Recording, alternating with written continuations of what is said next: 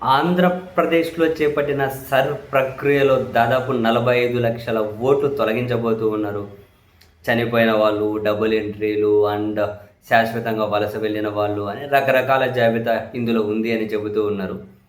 అయితే ఈ 45 లక్షల ఓట్లు ఏవైతే తొలగించారో అవన్నీ వైఎస్ఆర్ కాంగ్రెస్ పార్టీ వాళ్ళ ఓట్లేనని, మొన్న 40% వచ్చిన వాళ్ళ ఓటు బ్యాంక్ ఈసారి మరింత పడిపోతుంది అని సోషల్ మీడియాలో చర్చ జరుగుతూ ఉంటే, సరే పాపం ఇలాంటి ఏమంటారు తుత్తుతో సాటిస్ఫై అవుతూ ఏమంటారు ఉత్తుత్తిగా సంతృప్తి పడే రకం సోషల్ మీడియాలో ఎక్కువగానే ఉంటుంది కాబట్టి అది వాళ్ళు మామూలే అని చెప్పి అనుకున్నాం.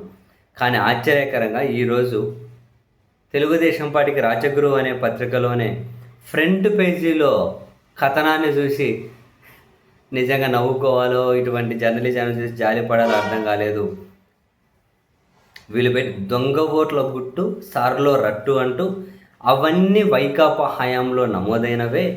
తొలగించాల్సిన ఓట్ల జాబితాలో 30% ఓట్లు నెల్లూరు, తిరుపతి, కర్నూలు, అనంతపురం, కడప జిల్లాలవే. తొలగించాల్సిన 45 లక్షల ఓట్లలో 30% ఈ 5 జిల్లాల్లో ఉన్నాయట. మిగిలిన 70% వేరే జిల్లాల్లో ఉన్నాయనే కదా దాని అర్థం.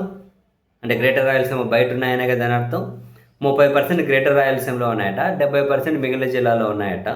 ఇవన్నీ వైకాపా హయాంలో నమోదైనవే అని హెడ్డింగ్ పెట్టారు.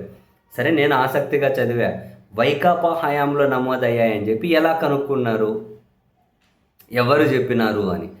ఇది మొత్తం మనం చదివితే ఎక్కడే కూడా అంశం లేదు. అంటే ఎట్లా కనుక్కున్నారు వైకాపా హయాంలో నమోదయ్యాయని? అట్లా లేదు. అయితే ఇవి గ్రేటర్ రాయలసీమలో ఉన్నాయి కాబట్టి వైకాపా హయాంలో నమోదైనవే. అప్పుడు ఆరోపణలు వచ్చాయట, వాలంటీర్ల ద్వారా కొన్ని దొంగ ఓట్లు చేర్పించారని ఆరోపణలు వచ్చాయట. ఆరోపణలు చేసింది వీళ్ళే, మళ్ళీ దాన్ని అంటగట్టేది వీళ్ళే.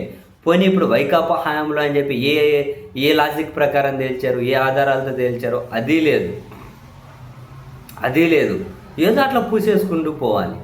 అరే నీ పాసుగల సోషల్ మీడియా కంటే దారుణంగా దిగజారిపోతున్నారు కదా స్వామి వీళ్ళు. మరి గ్రేటర్ రాయలసీమలో 30% ఓటు తొలగించేటివి ఉన్నాయంటే, అంటే 45 లక్షల ఓట్లలో 30% గ్రేటర్ రాయలసీమలో ఉంటే, మరి 70% వేరే జిల్లాలో ఉన్నాయి కదా. అవి కూటమి ఏమంటారు చేర్పించిన దొంగ ఓట్ల అట్లా అనుకోవాలా? ఇంకా ఏదన్నా ఆధారాలతో కొన్ని కథనాలు రాయాల్సి ఉంటుంది. సోషల్ మీడియా పోస్ట్ పెట్టే వాళ్ళకంటే దారుణం అయిపోతున్నారు వీళ్ళు. ఎక్కడా లేవు ఆధారం. ఎట్లా చెబుతారు అది ఆ హయాంలో నమోదయ్యాయని? ఎలక్షన్ కమిషన్ ఇది ఇవన్నీ చూసుకునేది. మరి 24లో వీళ్ళు ఎవరితో పొత్తు పెట్టుకున్నారు? ఎన్నికల కమిషన్ ఎవరి ఆధ్వర్యంలో పనిచేసింది? కోడ్ వచ్చిన తర్వాత ఎన్నికల కమిషన్ ఎక్కడెక్కడ ఎవరెవరిని మార్చేసింది?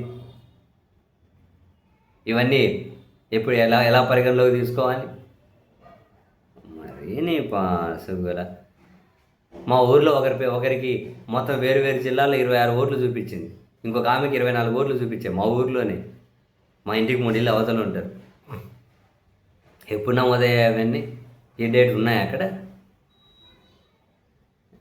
అది రాసేటప్పుడు కొంతైనా కానీ రవ్వంతైనా కనుక మన మన మన మన పాఠకులకు మనం రవ్వంతైనా మిస్లీడ్ చేయకుండా, అంటే రవ్వంతైనా నిజాయితీతో కూడిన వార్తలు రాయాలి కొన్ని కథనాలని చెప్పి అనిపించకుండా ఎట్లండి బాబు.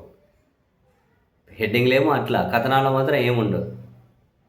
వీళ్ళందరికీ వీళ్ళు అనేసుకుంటారు.